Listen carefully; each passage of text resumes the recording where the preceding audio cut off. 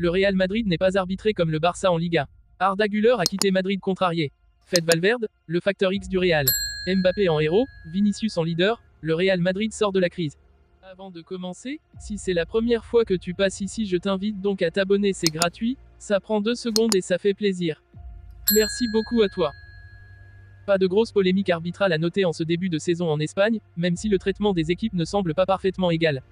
Je ne vous demande qu'une chose. Je sais qu'ils protestent beaucoup, mais je ne veux pas que vous mettiez des coups, ne mettez pas de coups, d'accord ? Tels furent les mots de l'arbitre Diaz de Mera prononcés à Pezzolano, entraîneur de Valladolid, avant le début de la seconde période face au FC Barcelone. Des propos captés par les caméras qui ont agacé les madridistas. Les Catalans l'ont emporté 7-0 et l'équipe de Pezzolano a reçu 3 cartons jaunes après 12 fautes commises. Une statistique qui n'a rien de surprenant, qui concorde avec la moyenne observée, mais il est vrai que le Real Madrid préférerait que ses adversaires soient sanctionnés d'égal à égal. Car comme le relève le quotidien Marca, les adversaires de la Maison Blanche en ce début de saison bénéficient d'une bien plus grande clémence.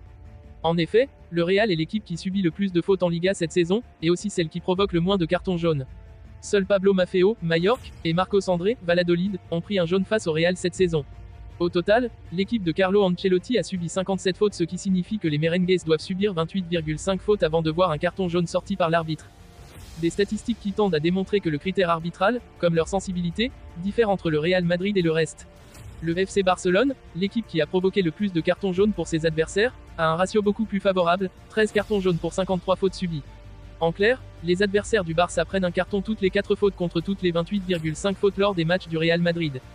Dans le même temps, les joueurs du Real Madrid ont commis 38 fautes après 4 matchs de la Liga, c'est-à-dire 15 de moins par rapport à ce qu'ils ont subi, mais ils ont reçu 6 cartons jaunes, dont 2 d'entre eux pour des protestations. Il y a ensuite des petites fautes, des fautes d'anti-jeu, des grosses fautes. Difficile donc de comparer, mais ces statistiques ont tout de même de quoi interpeller du côté de Madrid. Le jeune talent du Real Madrid nourrit beaucoup d'espoir en cette nouvelle saison. Avec 4 apparitions et 100 minutes de jeu au compteur pour débuter la saison, le protagonisme d'Arda Güler au Real Madrid est en hausse. Le Turc a même été titulaire face au Real Valladolid au Bernabeu et il avait été intéressant en deuxième période jusqu'à son remplacement.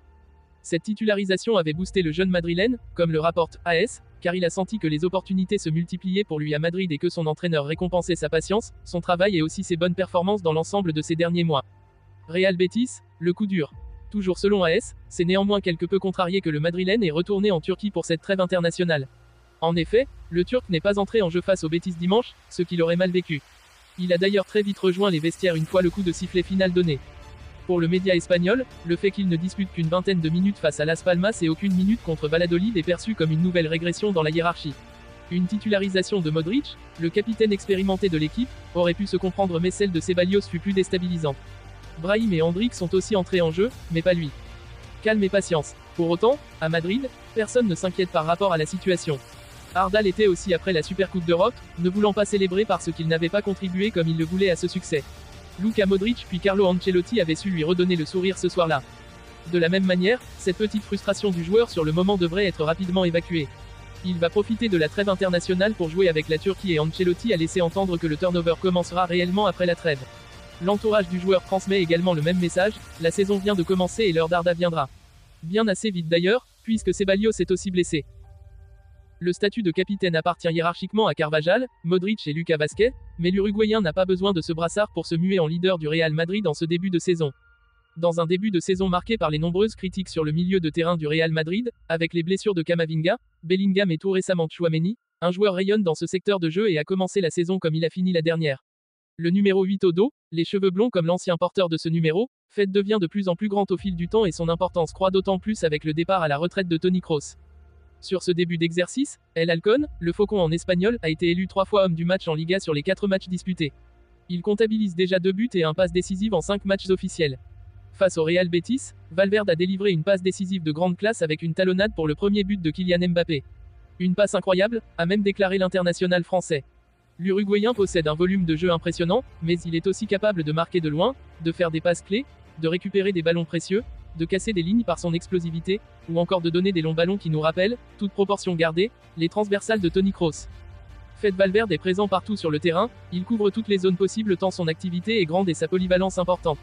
La carte de sa position moyenne face au Real Betis illustre parfaitement cela. Il est le facteur X de cette équipe, le couteau suisse, l'homme à tout faire. En témoigne également le fait qu'il est l'un des 4 joueurs à avoir disputé au moins 450 minutes depuis le début de saison, avec Courtois, Rudiger et Militao. Pour cette trêve internationale, Fede Valverde va partir avec la sélection uruguayenne pour affronter le Paraguay et le Venezuela dans le cadre des éliminatoires pour la Coupe du Monde 2026. Une saison folle pour le Real Madrid et Federico qui pourrait compter jusqu'à 72 matchs. L'international de la Celesti est très apprécié du public madrilène, qui raffole de sa fameuse célébration avec les 2 points rageurs. Les médias espagnols l'encensent, il joue le meilleur football de sa carrière, plein de folie, a analysé le journaliste Alvaro Benito au micro du Carrusel Deportivo. Après 3 matchs décevants en Liga, le Real Madrid a retrouvé son éclat en s'imposant 2-0 face au Real Betis. Ce 4e match, tant attendu par les supporters, a été marqué par une performance éclatante de Kylian Mbappé, auteur d'un doublé qui a permis aux merengues de sortir de cette spirale négative. Le Santiago Bernabéu, en effervescence, a vu Mbappé ouvrir le score d'une frappe puissante à l'entrée de la surface, laissant le gardien du Betis sans réponse. Le 2e but, inscrit sur pénalty à la 67e minute, a toutefois suscité la controverse.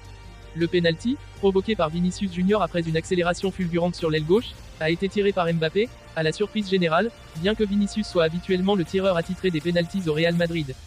Ce geste a immédiatement déclenché des réactions parmi les supporters et les observateurs, certains exprimant leur inquiétude quant à un possible bouleversement de la hiérarchie au sein de l'équipe, ce qui pourrait entraîner des tensions internes. Vinicius Junior a rapidement apaisé les craintes en s'exprimant en zone mixte après le match, il n'y a aucun problème entre Kylian et moi. C'est moi qui ai décidé de lui laisser tirer ce penalty. Marquer un doublé au Bernabéu est un moment spécial, et je voulais lui offrir cette opportunité pour qu'il se sente encore plus à l'aise ici. Ce n'est pas une question de hiérarchie, mais de camaraderie et d'esprit d'équipe. Je peux laisser Kylian tirer les penalties, ce n'est pas un problème pour moi. Les propos de Vinicius ont été salués par les analystes, soulignant sa maturité et son leadership.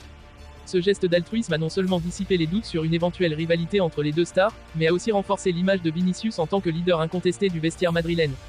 Cette victoire, ainsi que la démonstration de solidarité entre Mbappé et Vinicius, pourrait marquer un tournant dans la saison du Real Madrid.